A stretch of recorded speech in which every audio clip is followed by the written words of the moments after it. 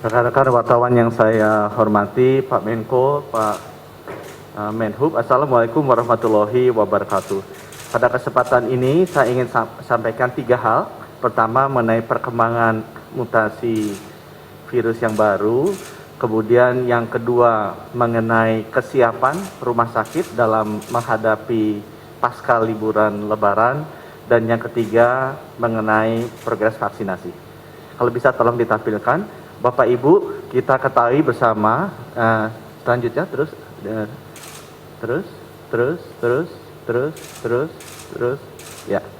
terus, langsung saja, selanjutnya, ya. Bapak Ibu, sudah kita ketahui bahwa Indonesia sudah dimasuki 3 virus yang masuk kategori varian of concern atau virus-virus yang relatif berbahaya versinya WHO, yaitu varian dari London atau B117, varian dari Afrika Selatan atau B1351, dan varian dari India atau B1617. Dan seperti Bapak Ibu bisa lihat, agak terkonsentrasi cukup besar di daerah Sumatera Selatan dan juga di daerah Kalimantan. Boleh kembali ke yang tadi? Boleh kembali yang tadi.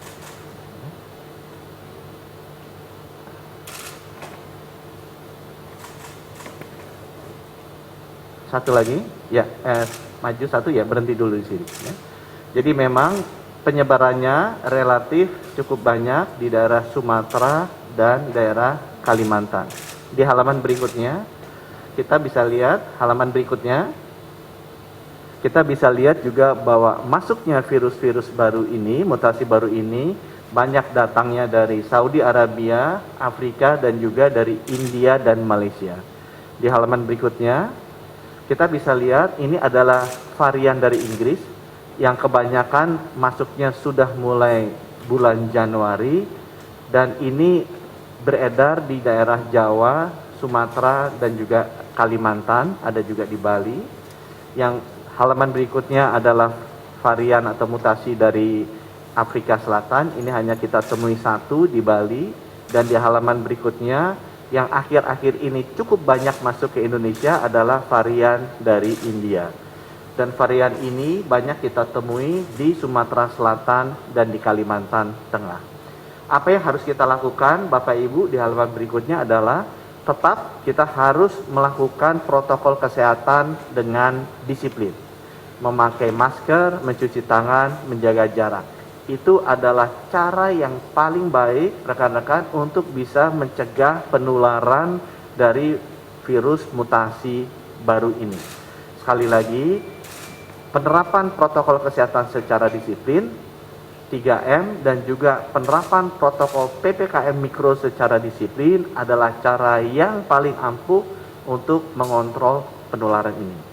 Kami dari Kementerian Kesehatan akan melakukan genome sequencing secara lebih rapat di daerah-daerah yang sudah kita lihat ada mutasi baru untuk bisa dengan segera memonitor pola penyebarannya. Sehingga kita bisa melakukan langkah-langkah isolasi atau langkah-langkah karantina yang tepat agar virus mutasi baru ini tidak cepat menyebar ke daerah-daerah lain.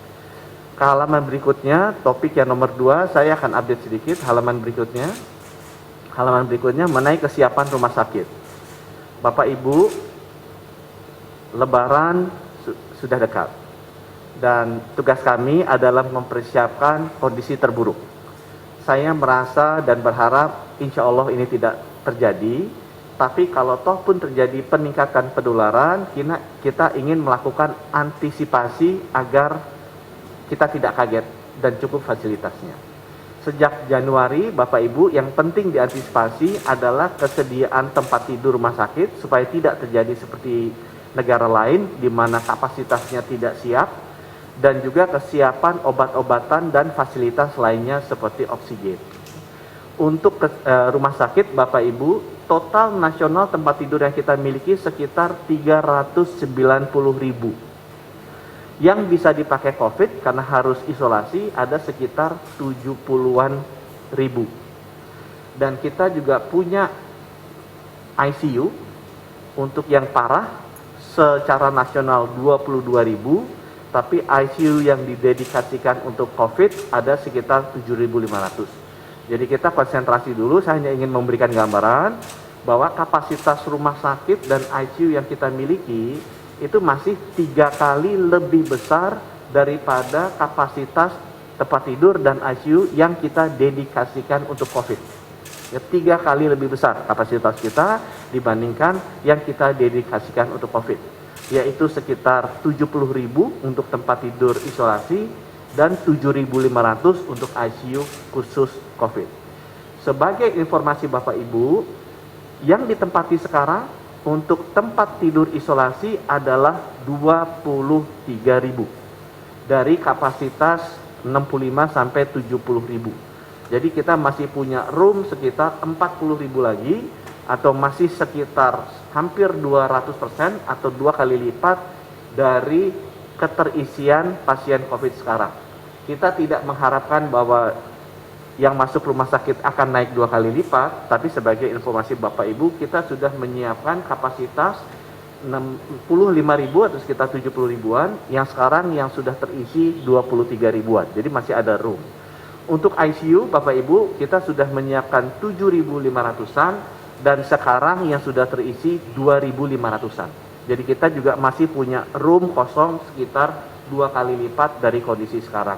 Itu untuk memberikan gambaran ke Bapak Ibu, persiapan sudah kita lakukan. Saya berdoa persiapan itu tidak terpakai dan tetap menjadi kosong gitu ya. Tapi kalau ataupun ada, seenggaknya kita sudah melakukan persiapan. Jadi dari status yang ada sekarang, yang ada masuk di rumah sakit, kita masih punya room 2 kali lipat di atasnya.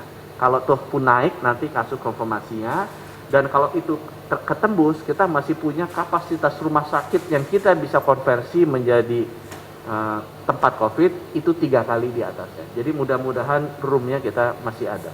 Halaman berikutnya. Nah, tetapi itu adalah angka agregat nasional. Yang bahaya kalau kita lihat tanpa mendetailkan masing-masing provinsi, karena beberapa provinsi sebenarnya jauh lebih tinggi keterisiannya. Dan ini yang harus menjadi perhatian kami di pemerintah pusat, harus juga menjadi perhatian para pemerintah daerah. Karena kalau kenaikannya pesat, rongganya atau buffernya di atas itu tidak sebanyak rata-rata nasional.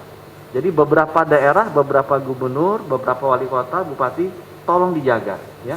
Yang sudah cukup tinggi adalah Sumatera Utara, Kepulauan Riau, Sumatera Selatan, Jambi, Kalimantan Barat, Lampung, dan Nusa Tenggara Timur.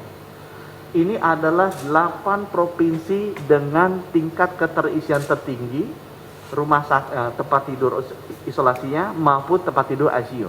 Jadi ini yang harus waspada dan hati-hati. Kita harus bersama-sama mengingatkan agar ini bisa kita jaga.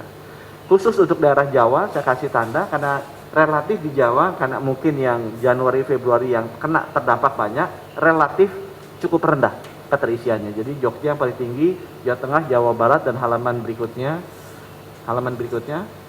kita bisa lihat bahwa DKI Jakarta, Banten, Jawa Timur masih kita lihat.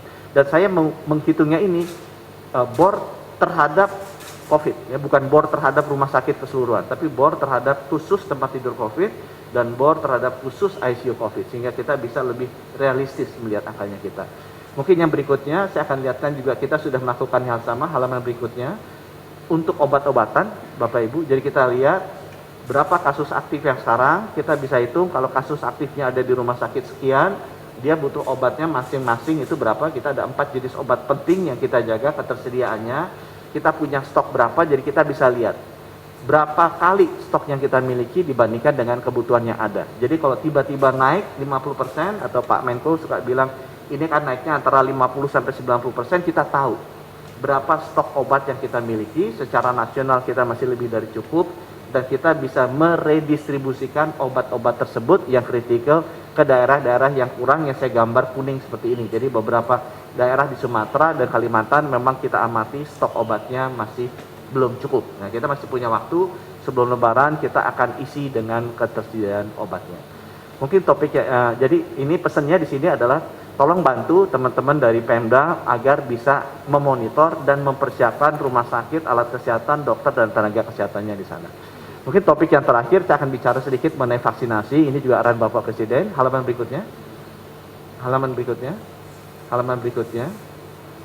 Jadi Bapak Ibu, kita menembus angka 10 juta sejak 13 Januari itu di 26 Maret. Kita cross 10 juta. Kita menembus angka 20 juta itu di tanggal 30 April. Ya, dari dalam sebulan kita bisa naik 10 juta.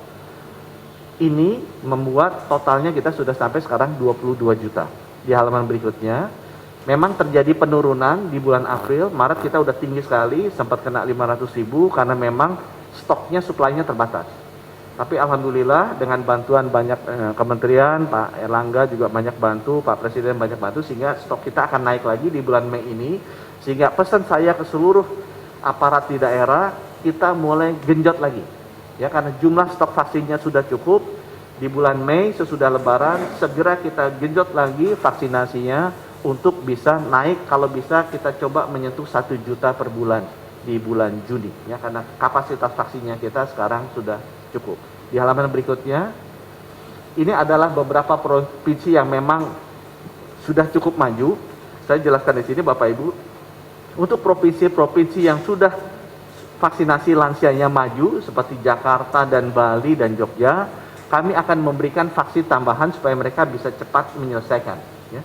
Karena lansia itu adalah yang kritikal. Jadi saya terima kasih ke Provinsi Bali, DKI Jakarta, dan Jogja yang relatif sudah tinggi suntikan lansianya, sehingga mereka secara bertahap sudah mulai dibuka untuk suntikan golongan masyarakat umumnya. Dan mudah-mudahan ini bisa menjadi motivasi untuk provinsi-provinsi lain segera suntik lansianya, segera cepat selesai, karena semakin cepat selesai kita makin lebih cepat untuk membuka vaksinasi ini kepada masyarakat umum. Jadi ada beberapa provinsi sudah di atas 10% dari total populasi, yaitu Yogyakarta, DKI Jakarta, dan Bali. Mudah-mudahan bisa memotivasi rekan-rekan kepala daerah yang lain.